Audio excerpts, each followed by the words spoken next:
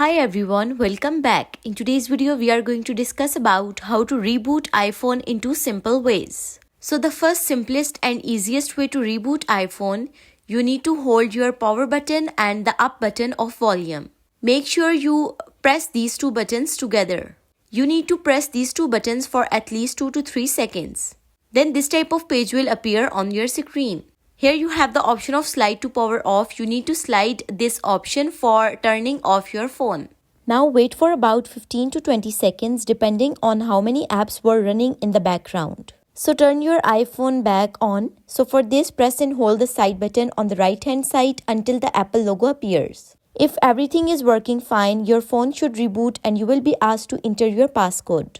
And there's another simplest way to reboot iPhone. You need to open Settings app and then just scroll down. Then here you have the option of General, just click on it. Then in General, you need to scroll down and here at the bottom, you find the option of Shutdown. Once you click on Shutdown option, then this type of page will appear. Then here you see the option of Slide to Power Off. Once you slide this option, you can see your phone is turned off. Just like before, you need to wait for 15 to 20 seconds for your iPhone to fully shut down. So turn it back on without the buttons, just plug your iPhone into a charger. As soon as you do that, the phone will automatically turn back on.